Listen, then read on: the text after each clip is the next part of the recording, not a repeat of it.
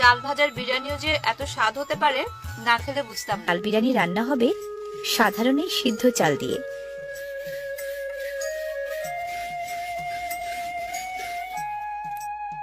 লালচে হয়ে আসা ভাজা চাল ঢালা হলো পানিতে।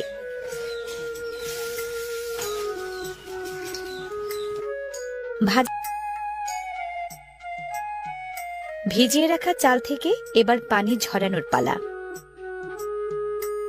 বাহ, একের ভেতরে দুই, সচ্ছিদ্র ঢাকনাই এখানে চালুনি।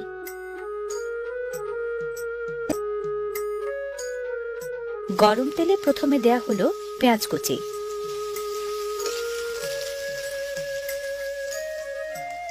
এবার আধ কাটা কাঁচামরিচ, পেঁয়াজ মরিচ দুটোই নেড়েচেড়ে ভাজা হচ্ছে।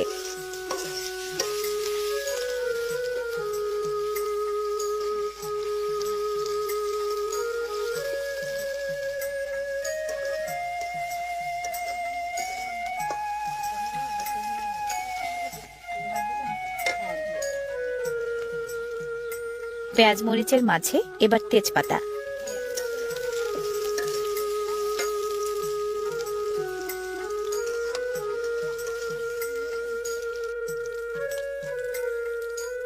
দেয়া হয়েছে এলাচ, দারুচিনি, লবঙ্গ।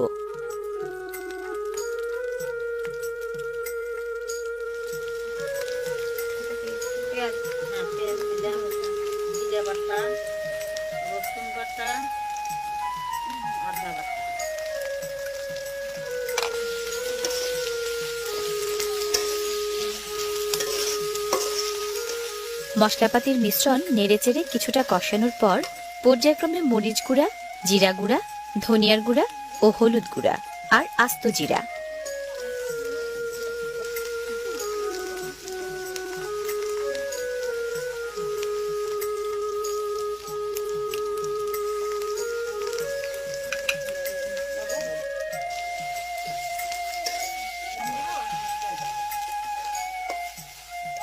লবণটা আমি দিলাম।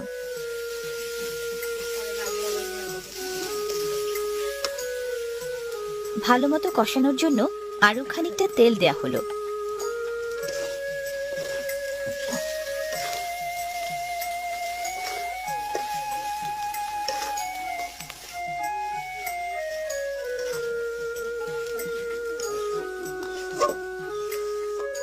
মশলা কষানোর কাজটা হয়ে এসেছে, এবার তাই পরিমাণ মতো পানি।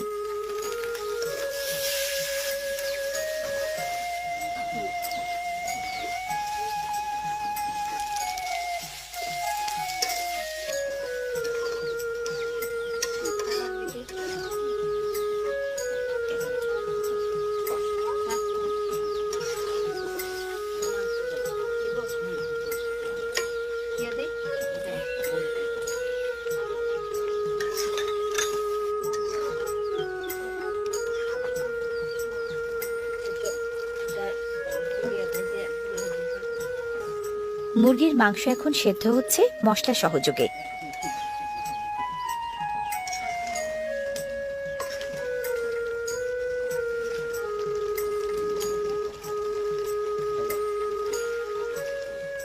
নেড়েচেড়ে জাল দেওয়ার পর এবার কিছুক্ষণ সেদ্ধ হবে ঢাকনা দিয়ে ঢেকে।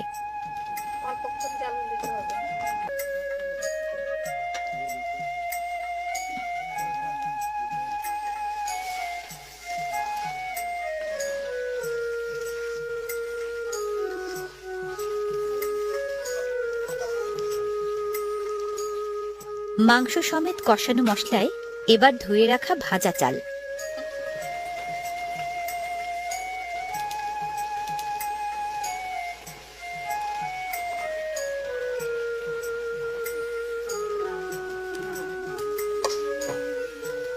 নেড়েচেড়ে দেওয়ার দায়িত্বটা এবার আমি পালন করছি।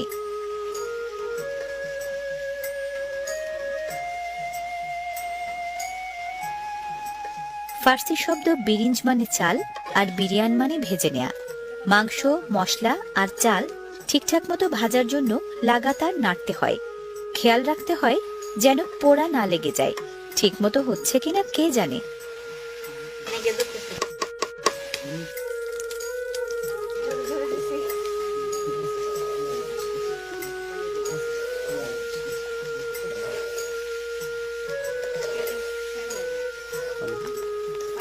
নাড়াচাড়ার এক পর্যায়ে লাগবে পানি।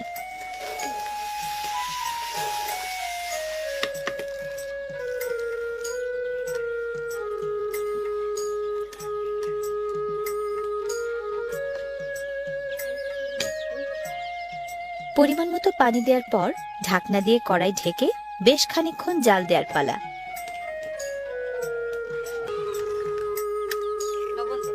লবণ দিতে হবে একটু। সামান্য লবণ দিয়ে ফেটে নেওয়া হলো ডিম।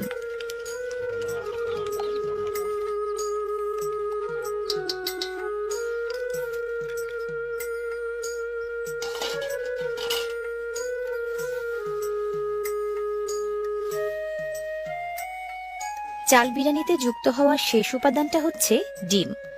ডিম দেওয়ার ফলে রান্না করা এই চাল বিরিয়ানি আপনাকে দেবে এগ ফ্রাইড রাইসের বাড়তি মজাও।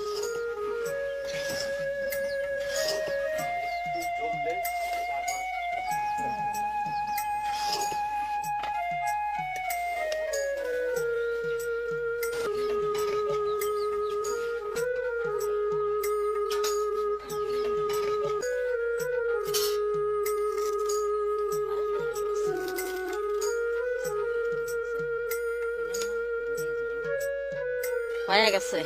হয়ে গেছে? হ্যাঁ হয়ে গেছে। নামাবেন এখন? হ্যাঁ নামাবো। গরম গরম চাল বিরিয়ানি ধোয়া বিলাচ্ছে, সাথে ক্ষুধাবর্ধক ঘ্রাণও।